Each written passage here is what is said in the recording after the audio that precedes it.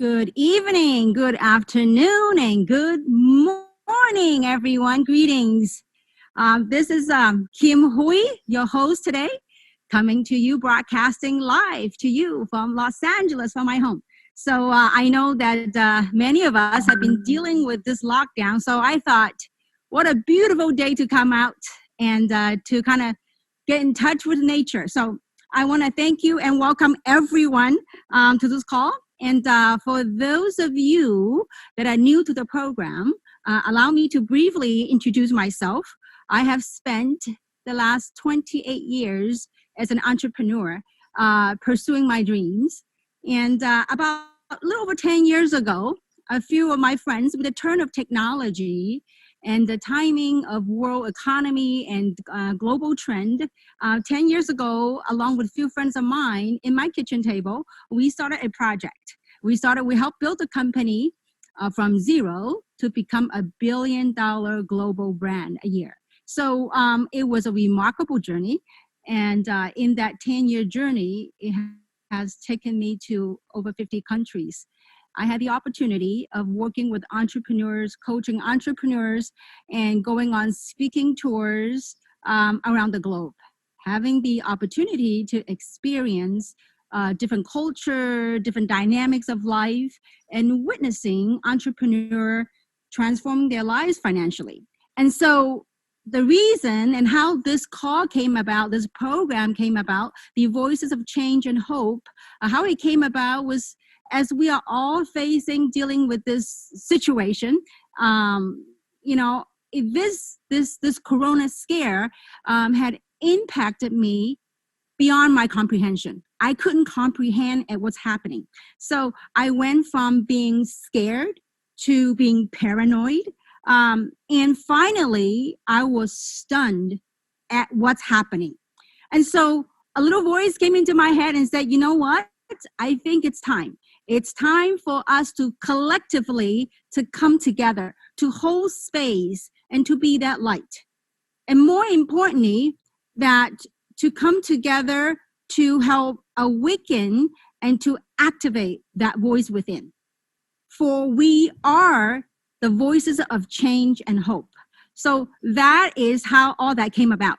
Okay. And so, and as for today's call, I have, ever since the special speaker had accepted the invitation, I've had to live with this butterflies for days, especially the last couple of days. For those of you that perhaps you do public speaking or you talk to people, maybe you know how that feels. And so the speaker that we have here today, I had such a special connection, and it was such a special journey that I like to take a moment to kind of talk about a little bit about that journey, how it came about, because I believe that journey in and of itself lies a great lesson and message for all of us. So I was introduced to this special speaker, to his books and his cassette tapes 28 years ago when I stepped foot in this entrepreneur arena. Okay. And so when the very first moment that I listened to his voice, there's something very special about his voice and his words, his message. It spoke to me. It spoke to me and it connected with me in ways that as if the electric circuits were going on. And there's something about him that connected to me very deeply. Now, so for 20 years, he didn't know and I remember in my trying years, I recalled whenever I'm down and out, I would read his books, I would plug in his cassette tapes, and I would mimic and mimic and repeat his quotes. And I would talk like him. And so, I think I talk like him. And that's how I picked myself back up. So now for the first 20 years of that career, he didn't know he continued to do his work.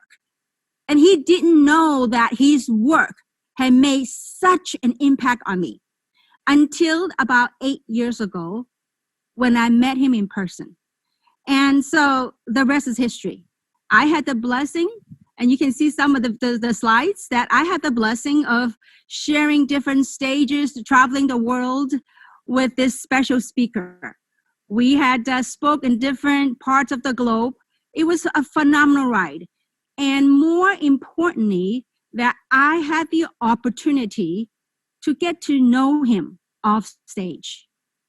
You know, when I got to know him off stage, what I realized was that outside of the worldly accomplishment and all the titles that he has, to me, what struck me the most, what impressed me the most, is what an incredible, honorable human being he is.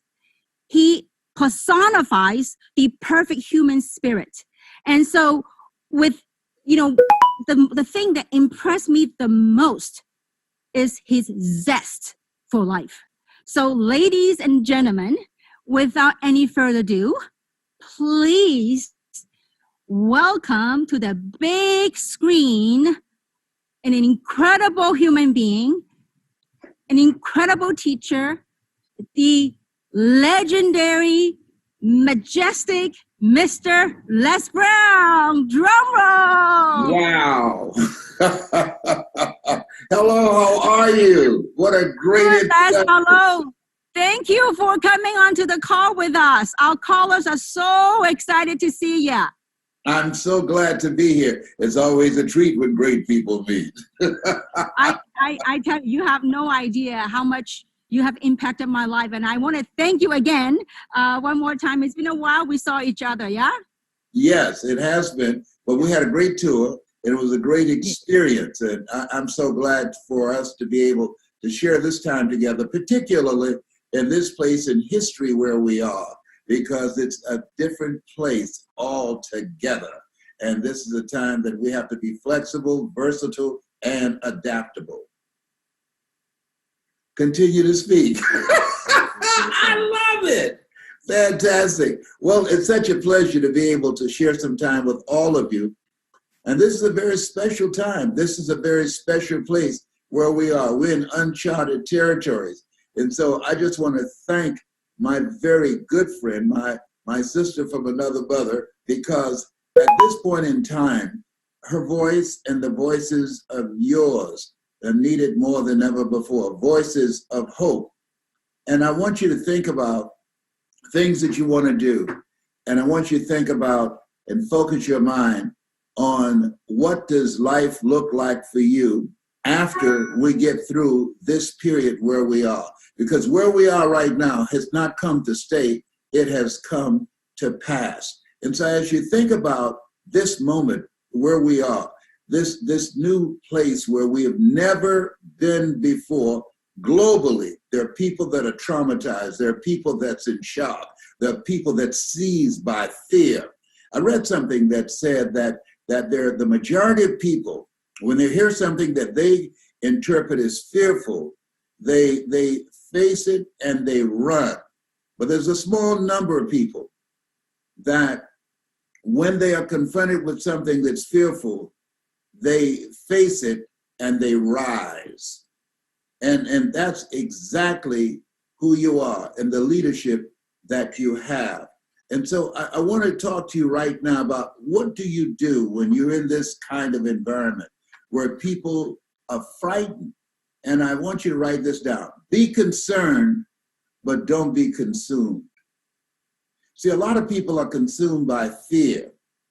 And you as leaders, you as people that's giving people hope, when there's hope in the future, that gives you power in the present.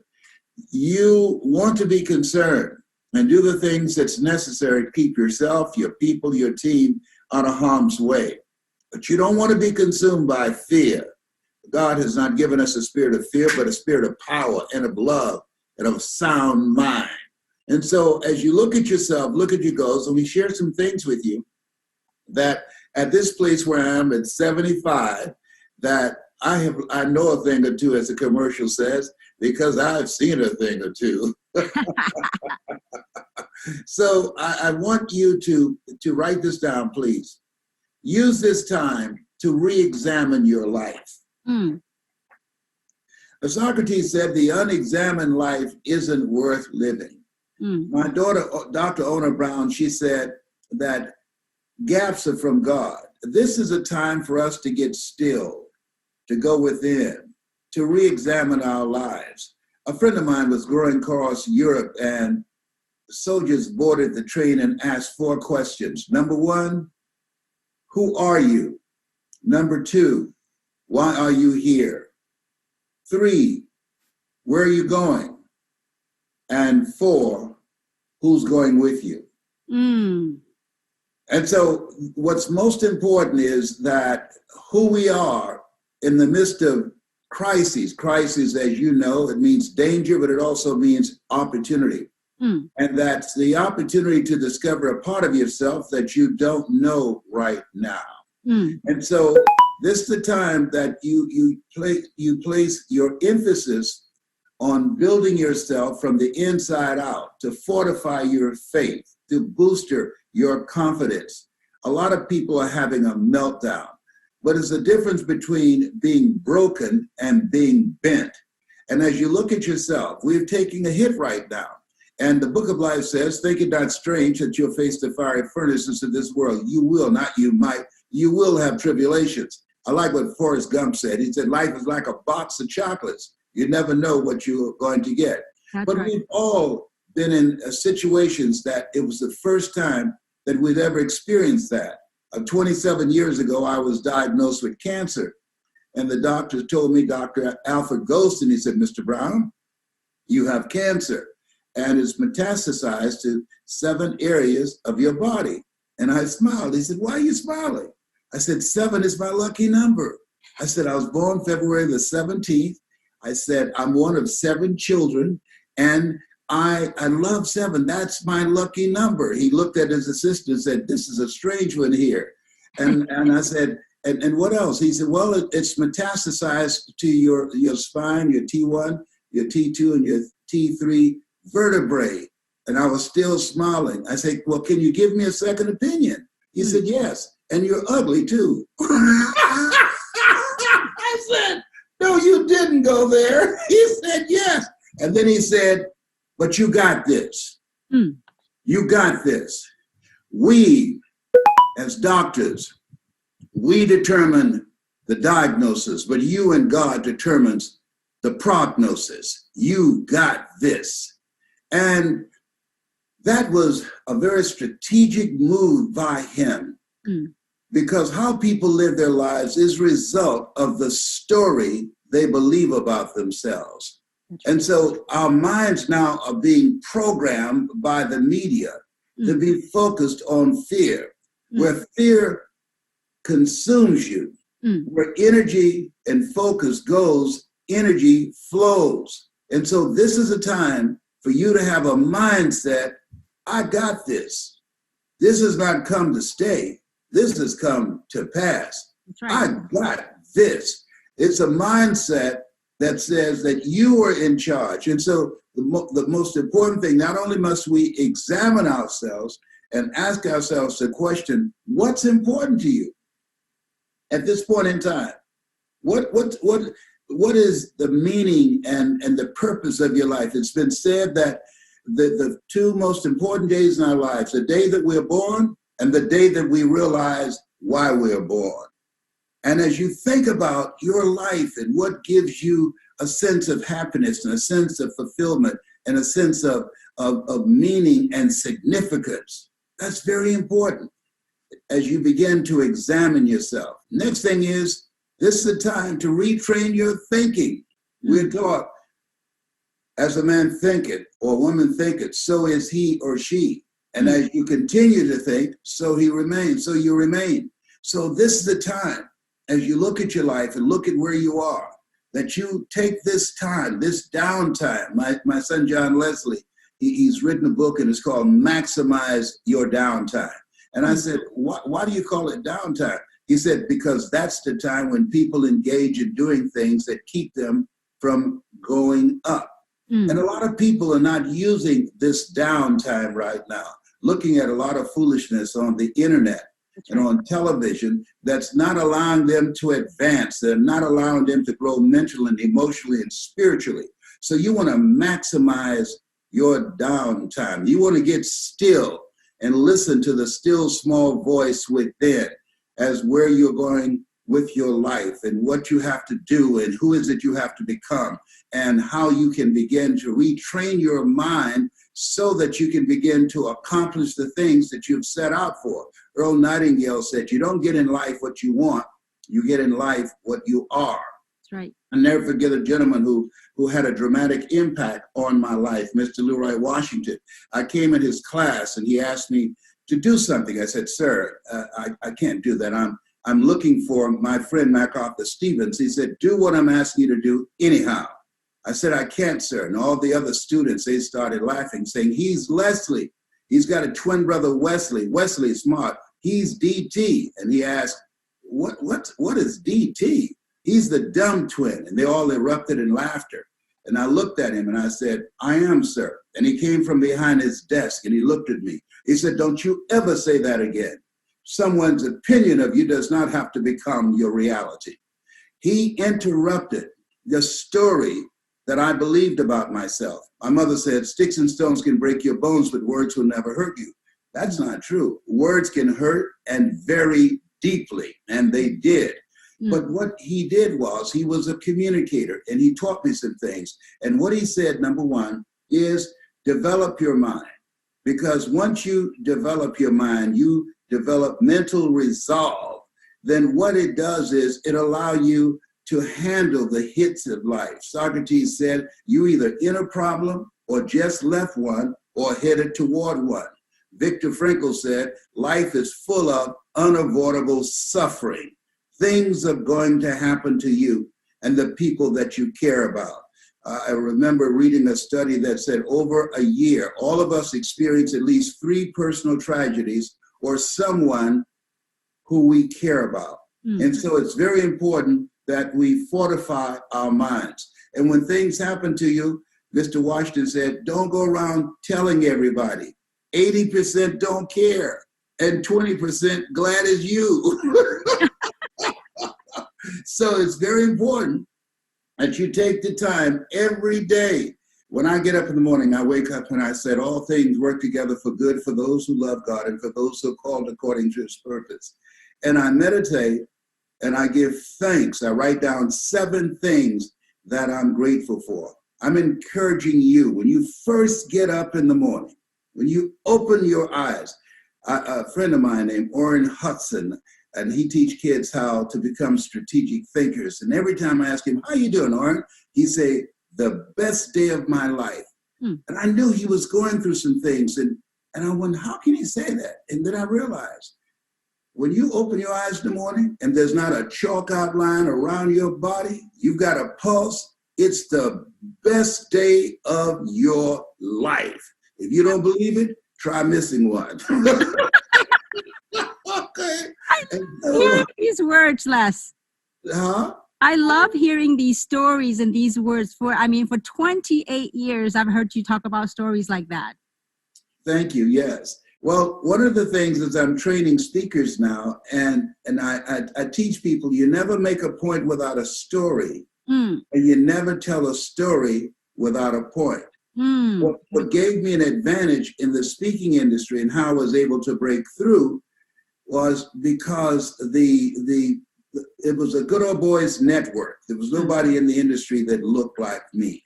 And what I noticed was that they were just providing information from the book, Think and Grow Rich. Well, if information can change people, everybody will be skinny, rich, and happy. What I brought was a human face. I talk about my mother. I talk about my beginning. Born in an abandoned building on a floor with a twin brother. Being adopted, being first a foster kid and then adopted. And saying to an audience, all that I am and all that I ever hope to be, I owe to my mother. I talk to you right now from a place that I'm here because of 2 women. One gave me life. The other one gave me love. God took me out of my biological mother's womb and placed me in the heart of my adopted mother. So when you place a face, a human being in the context of your presentation, and all of you are leaders and your communication skills are very important, that what it does is it allows you to speak to the heart. That's information speaks to the mind, and words spoken to the heart has more power. And so when we speak, and as you speak as leaders and impact people from one-on-ones or small groups or large groups, you distract, dispute, and inspire. You distract them from their current story.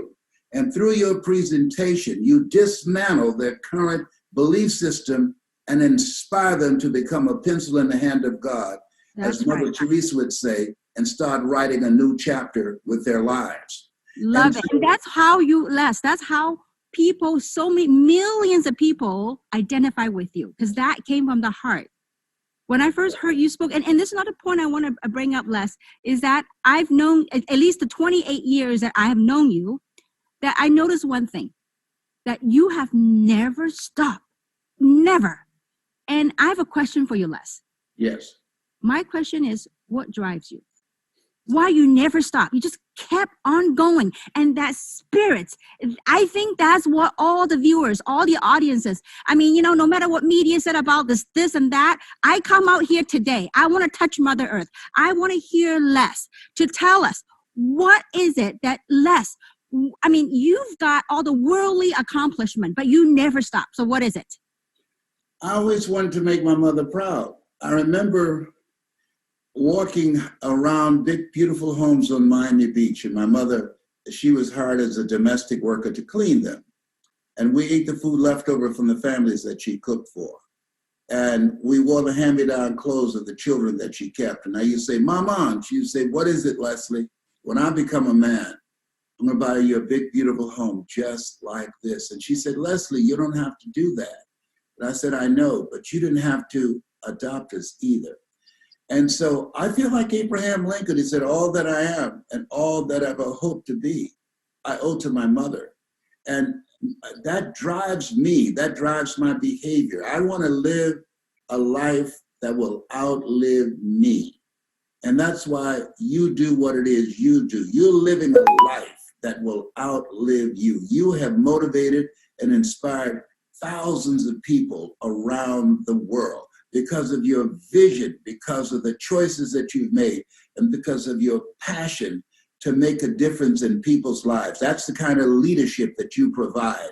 And Horace Mann said we should be ashamed to die until we've made some major contribution to humankind. When you look at what it is you're doing, not just in the context of business, but what you're doing in your social contribution, the people that you help, that will live on after you are gone, because you're building a legacy. And so we should all have that mindset. You are the messenger, but you are also the message that you bring. Your integrity, your character, and your compassion to want to make a difference in people's lives and bring the greatness out of them. That is beautiful, Les. You are, of everyone on the planet, and I've listened to a lot of people, but Les, you are the most perfectly articulated motivational speaker that speaks from the heart, the best of the very best. And so my next question, Les, is that now, I don't know if you know, maybe you know, maybe you don't, but you have inspired millions of people one way or another. Perhaps maybe your words, certain words, your message, something about you. So you have inspired as a human being, whatever your circumstances were, you have inspired millions of people around the globe. How does it make you feel? I'm humbled by it. Before I speak, Kim, I always say, more of thee, less of me. That you and I are given a sacred opportunity to speak into the minds and the hearts and spirits of people. When they're in a dark place, there are people that's your assignment, that's my assignment, that when they hear your voice, they will come out into the light. When they hear your voice, You will give them a vision of themselves beyond their mental conditioning and help them to begin to know that there's hope. When there's hope in the future, there's power in the present. When they hear your voice, Kim, there are people who decide, I can make it. I can make it. I can deal with this. Absolutely. Words are very powerful. You know, death and life is in the tongue. And it's interesting that the book of life says death and life is in the tongue as opposed to life and death is in the tongue. Why? Because most people hear words of death. They live in a world where we're told more about our limitations rather than our potential. When I was labeled educable, mentally retarded in the 5th grade and put back in the 4th grade and failed again in the 8th grade, I was living within the context of the conversations and the expectations that my environment showed me. There's a movie that I saw called the Truman Story, and there was a character, the star character, his life was real, but the surrounding people, they were just acting. And he discovered it and he wanted to escape. And someone asked the person who put this whole thing together, will he leave? Will he escape? And he said, and I'll never forget it, he said, no, because most people accept the circumstances that they have been given. And so you are a person and people who said yes to this opportunity, yes to this business, yes to building a new life, that there are people who say, I can do better than this, and I'm going to work for it, and I'm hungry to create it. I'm hungry. Speaking of that, now Les, I know that you'd written a book many years ago. It's called Up Thoughts for Downtime. Yeah. I would love to see that book published again and updated again because it is such a helpful book. Thank you very much. Now we'll do that. Yeah. And also now, Les, one thing that I would love to hear, and I'm sure a lot of people, the audiences and the viewers would like to know, is that you have lived a life and you just recently celebrated your 75th birthday. And I know in just to kind of sum things up, how to live an unstoppable life like you have. Number one, you have to build mental resolve. You have to work on yourself constantly. Why? Because you're going to fail your way to success. Oh, I love it. Fail your way to success. Love that. Yes, you will fail your way to success. When you heard my voice after coming from a meeting where you were rejected for a proposal that you had presented, and then you had an interruption, you heard a voice that said, hey, it spoke to another part of you. And so I think all of us have these moments in life when we hear something or see something or experience something that begin to touch us in a very special way and ignite the greatness within. The title of my book is called, You've Got to Be Hungry, the Greatness Within to Win. And so I believe seriously, Kim, that we are here to do the greater work, that we were chosen for this time, that we were chosen out of 400 million sperm, that you are a masterpiece because you are a piece of the master. Ooh, that is deep. That is beautiful. You just have a way with words, Les. It's absolutely amazing. And so, Les, speaking of that book, I know that you recently had released an updated version of that You've Got to Be Hungry book, right? I have that book for years by my nightstand. And so I am so excited that you have released that book. And so can you tell us where we can get a copy of your new book? Yes, they can get it on Amazon. They can go get it on Amazon and just put in the search engine, You've Got to Be Hungry, as you see there. You've got to be hungry. I even try to mimic your accent, Les. Only my accent. And look, and notice the bite prints on hungry. Absolutely. I mean, folks, this is the time, like John Leslie talk about, this is to maximize your downtime. This is the time that we feed our minds. So make sure that we're going to put the link, Les, on the chat group so people can click the link and buy that book from Amazon. Now it's also available in Kindle, right? Yes, it is. Beautiful. So folks, there are so many golden nuggets in that book. And for years, Les, I had that book by my nightstand. Mm-hmm. And Yeah. even my husband bought a copy for himself. And this is updated, and you are going to be shocked. There are things here. This helps you to get the mindset, the inner power, and the strategies on how to begin to navigate tough times. You know, Robert Schuller said something. He said, tough times never last, but tough people do. And so as we look at ourselves and look at where we are, we want to not just go through this time, but we want to grow through this time. Elsie Robbins had said, things may happen around you and things may happen to you, but the only things that really count are the things that happen in you. And here's something, Kim, that I realized when I look back on my life. Somebody asked me, what would you say to the young Les Brown, 21 years old? And I would say to him, when events happen in your life, don't characterize them. It was Shakespeare said that nothing is neither good nor bad, but thinking makes it so. And the reason that I said that, 22 million people in the United States applied for unemployment. When I was fired, I said, oh my God, I thought that was a horrible thing. I thought that was something that happened to me.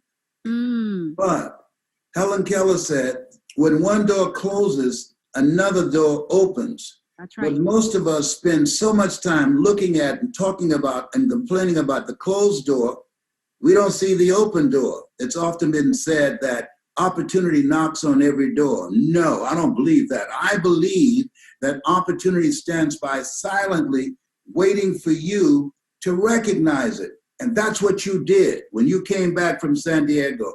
You were looking for an opportunity. You expanded your vision beyond why you went on that trip. And you began to create something that will impact generations yet unborn. And so as we look at ourselves, I realized had I not been fired, I would have never became a state representative in Columbus, Ohio, and passed 14 bills my first term. Had I not been fired, I would have never gone back to Miami to take care of my mother. And I bought her a home and took care of her until she was 89 and she made her transition. Had I not been fired, I would have not had a talk show sponsored by King World and they paid me $5 million. Had I not been fired, I would have not become a transformational speaker and trainer for AT&T, Procter & Gamble, McDonald Corporation, and General Electric. I love the line in The Lion King, Simba, you're more than that which you have become. And what you have done, you've created a culture in your organization that remind people every day, you are more than that which you have become. And you're challenging them to raise the bar on themselves, to reinvent themselves, to die to who they have been, to give birth to who they are to become. That's a wonderful thing. That's beautiful, Les. And, you know, a lot of the viewers didn't hear the story of that time when I was driving to San Francisco, how I was rejected and how I was fighting. I couldn't wait to pluck your cassette tape. Can you imagine? Still cassette tape. I plucked the cassette tape in that audio system. It says, you've got to be hungry. And I said, Les, I am famished. And so, and you know, I played and rewind and played to a point where my car ate up your tape. So, Les, you are a legend. Unquestionably the most inspirational person on the planet for me. And truly, I have the blessing to get to know you on stage and off stage. And I love the off stage time with you for your wisdom. And for one thing that I always remember, Les, is, and that struck me, is who Les Brown is. He is the same humble man on stage and off stage. So with that, I just want to thank you one more time for being who you are and for your continual work for humanity. And Thank so you so much. thank you. And I want to thank you for your time and for being on this call, because in times like this, Les, to have someone like you just just be here with us. May God continue to bless you in good health, in great spirits, and for all the work that you have done for us and continue to do for mankind. So I want to thank you very much again, Les, for spending time with us. Thank you so much for your friendship. Thank you for your contribution. And thank you for helping people to live their dreams rather than their fears. And I just want to say to everyone, you have something special. You have greatness in you. We are here to do the greater work. That's my story, and I'm sticking to it. Thank you, Les. What a legend. And for those of you that have not gotten your book, and I ordered my book, Les, I know you sent me a copy digitally, but I ordered mine. It's coming tomorrow. It will arrive tomorrow. When you get to the end of that book, you're going to call me and you're going to say, whoa, it's different than any book out there. I guarantee you. I can't wait to get my hands on it. It said it will arrive tomorrow on Sunday, so from Amazon. So beautiful. So Okay. Thanks again, Les, and for being with us. And I hope to have you again in the future to do more calls with us. I would love to. I'm here to serve you. It is my pleasure. It's been a plum-pleasing pleasure as well as a privilege. Give your husband my regards. Thank you. And I want to give you a virtue hug. Forget about these corona, virtue hug, okay? Yeah. So, all right, ladies and gentlemen, we just heard from the best of the very best, Mr. Les Brown. And as we wrap up this call, there's a few observations and realizations that I want to share with all the viewers on this call here tonight. Number one is that oftentimes, when we go out there and pursue our dream, do our work, never underestimate your work. When your work is in alignment with your purpose, and honoring your purpose in life, honoring your work, never underestimate the impact that it has on other people. Look at Les Brown. I mean, at least only 20, I've known him for 28 years. He doesn't know me that long, but I've known him 28 years. And he went out there and continued his passion, continued his work. But look at what it has done. It has impacted a girl like me that have changed my life. And so for those of you that I don't care what kind of work you do, I don't care, a contractor, a hairstylist, an architect, a lawyer, whatever. If what you're doing is what you love and you are passionate about it, you never know whose lives you'll be touched. You never know whose lives you will impact. So continue on that mission, continue on that work. Because part of this Voices of Change and Hope came about is really because Les has always instilled this message in my head that we've got to be the voices of hope and change. And so that's point number one. We never know whose lives we're impacting, okay? So number two is that during this time, it is not gloom time, it is not doom time. For me, this is time to reflect, and this is time to reflect and to change, to look at what doesn't serve us. And it is through times like this that draws the best out of us. It is through times like this that you see many heroes, you see many great teachers, great masters are coming out of this. It is through times like this that gets the best out of human beings. Yes, it interrupted our patterns. Yes, it gave us a pause, but it is time for us to reflect. Like Les had talked about earlier, this is time for us to go within. Look at what doesn't serve you. Whatever doesn't serve you, let it go. Drop it. So, and for I believe this is a time, I mean, this is, to me, this is not gloom time, not doom time, but we are the beacon of hope. We hold the light to what the future of our world is. Our future, depending on the choices that we make and the action that we take. And I think collectively, we can make that change. Collectively, we can make that shift. Do not give into fear. Don't feed the fear. Choose love. Choose hope. Because it is, there's I think I have a little time, and I want to share this story I read a while ago that really it's like a light bulb that came on. There's it's a Native American story. There's an elder Cherokee, a grandfather. He wanted to teach his grandson lessons about life. So he went in and started telling the story to his grandson. He says, my son, there is two wolves fighting within me. One wolf is evil. He is greed. He is ego. He is guilt. He is everything that's of evil. There's another wolf that is of hope, love, compassion. So as he went on and telling his grandson about these two wolves, and he said, these two wolves are constantly fighting within me. And he says, the same goes on to you, son.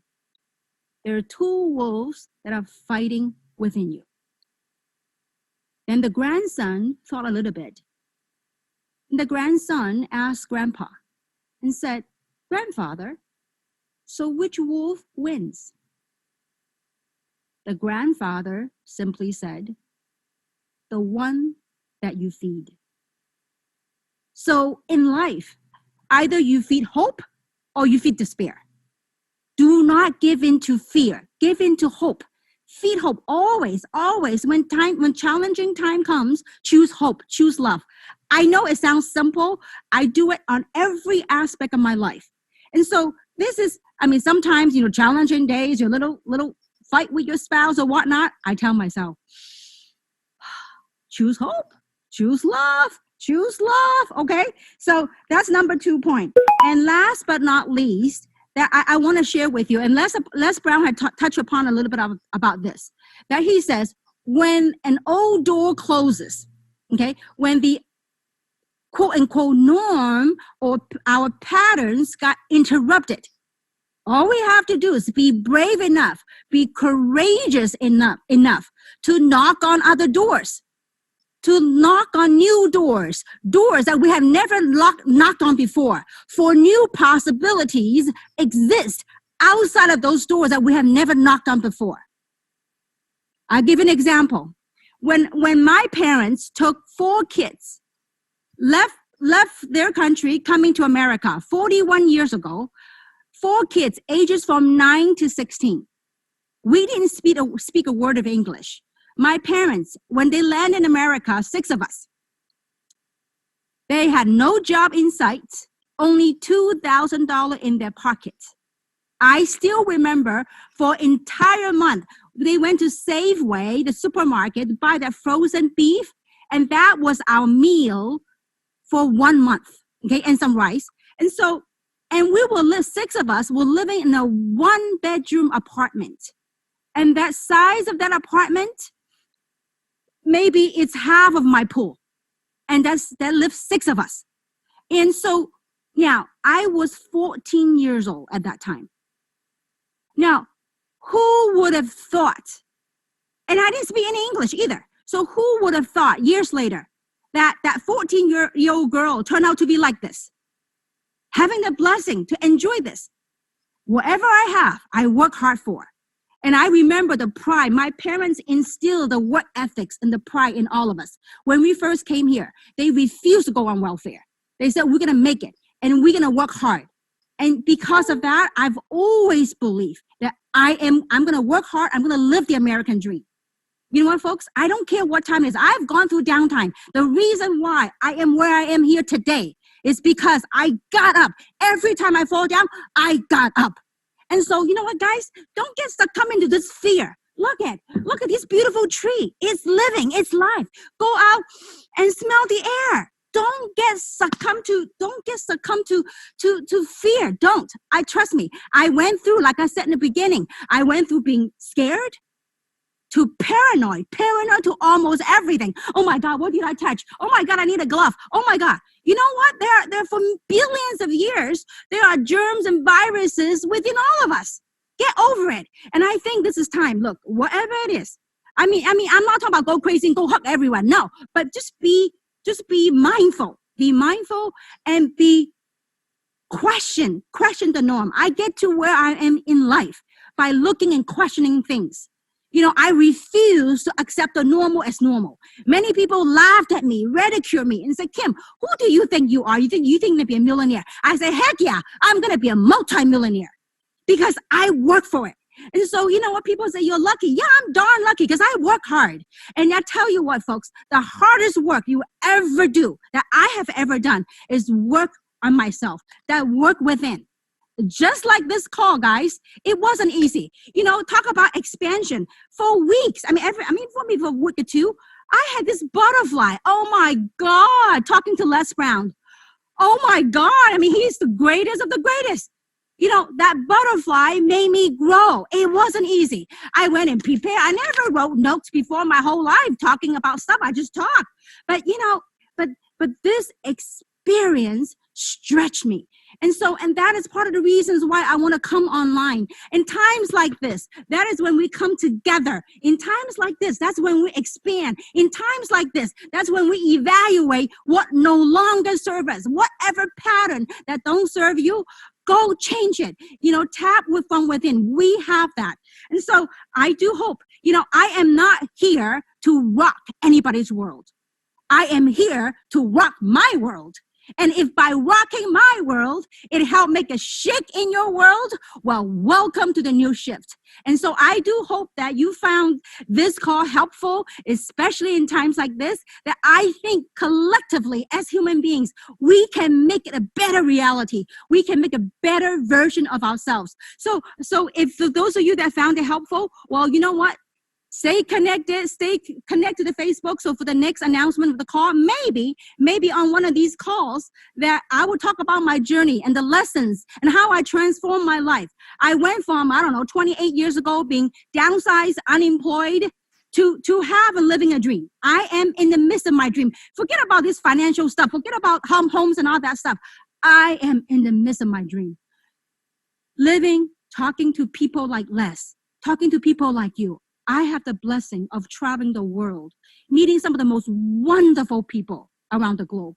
And I can't wait when this thing is over, I can put on my wings and I can travel again. So for those of you that feel helpful, I look forward to you to connect with us again for our next call. And until our next call, stay healthy, be the light that you are. We are a lot more powerful, all of us. A lot more powerful than we realize. So stay healthy, stay strong, and be the light. Until next call, we'll see everyone next time. Hugs to everyone. Virtue hugs. Bye. Have a great day, and we'll see you soon.